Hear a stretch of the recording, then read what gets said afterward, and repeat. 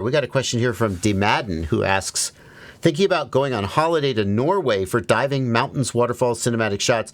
I only have a 3.6-inch 4S walk snail quad and no long-range experience. Is this feasible, or am I going to do something stupid?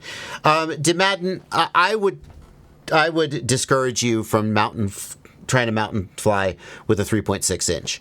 It's just not going to have the endurance. Like, the small props mean that it's not going to have the flight time. And I know that there are people out there who build like long range 4 inches with long flight time. Okay. That's going to put you in first of all, you don't have that. That 3.6-inch quad that you have is not a long range high endurance quad. So it's not going to give you the flight time you need to get to the top of the mountain and then fly around and come back home. You need, like, let's say 15 or 20 minutes of flight time minimum to do mountain cruising. Obviously, it depends on the mountain, but at the end of the day, you're going to fly up a mountain and you're going to fly back down again, and that takes time. But the other thing is, even if you had like a 4-inch long-range ultralight bird, the wind is just going to blow you around. As soon as you get up there, you're just going to get tossed around by the wind. You're going to be fighting the wind the whole time. Your endurance is going to go to shit, and you're just not going to have a good time. If you said, I've never done long range before and I'm going to go cruise the mountains, like, obviously there has to be a first time for something, right? And as long as you were smart about it, I wouldn't like promise you were going to lose the quad. Like, you would have to be very careful. Like, the mistake that people make the first time they go mountain cruising is they fly up the mountain. Great. And then they get to the top of the mountain and they're like, ooh, if I make a right turn, I can follow this cool ridge. And they're following the ridge line. And then they accidentally fly behind another mountain and video's gone and they fail safe and they never see their quad again. So, like, what I would say the first time you do mountain cruising is, well, I would start with a relatively small mountain and I would fly up it and back down again following the same route so that I was sure to keep video, right? And I would sort of slowly work out from that. But I honestly think the minimum size aircraft that you would want for mountain cruising is like a 7-inch or maybe a 6-inch. But I think a 7-inch is where you start being really feasible because the resistance to wind and the flight times of smaller drones just aren't well suited to mountain cruising.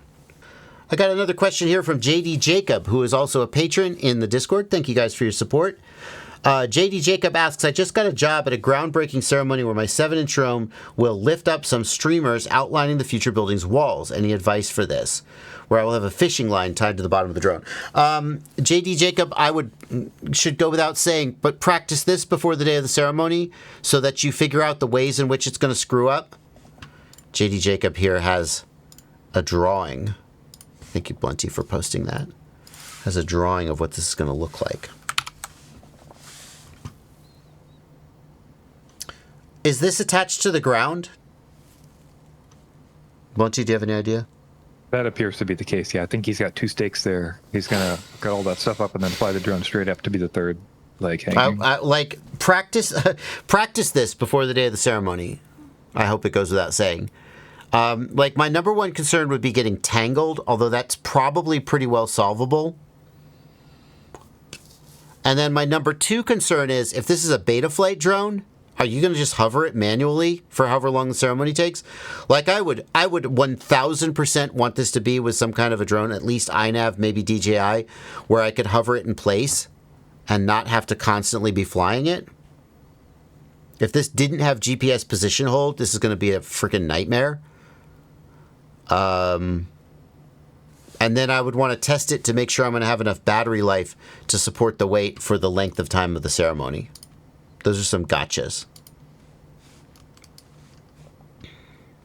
Can analog OSD chips be tested in any way? Asks FPV Avery. I've troubleshot a flight controller to death, and all I can think is the OSD chip is fried.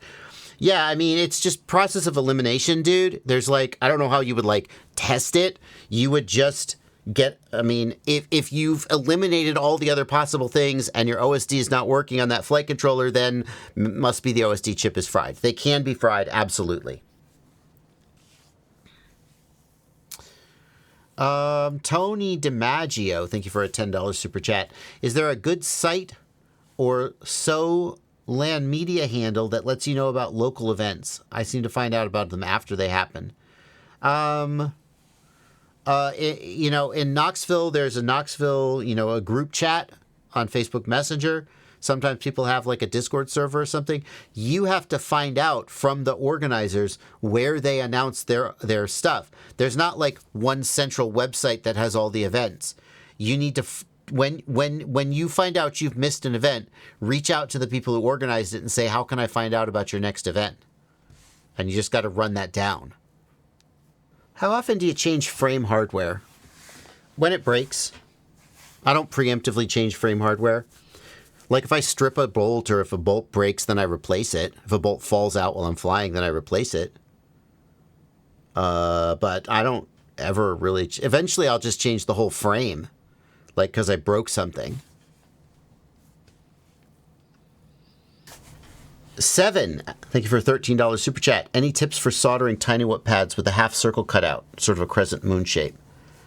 I haven't found any videos demonstrating it. So 7, what I would do, I'm not going to be able to demonstrate this for you on the stream, obviously, because I'm not set up to do that. But what I would do is I would tin the pad as always, so the pad is kind of like full up with solder. If the crescent moon, here, hang on. I already set up the overhead cam. Let's just use it.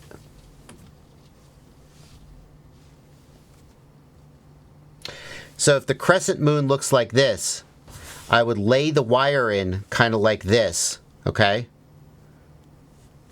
And of course, the crescent moon is going to kind of be full up with solder because I've tinned it. So the wire is going to kind of press up against the solder. And then I would hit it with the soldering iron kind of coming in from the side and gently applying a little bit of pressure so that as it flowed, it kind of just doink, set in there. And that's how I would do it.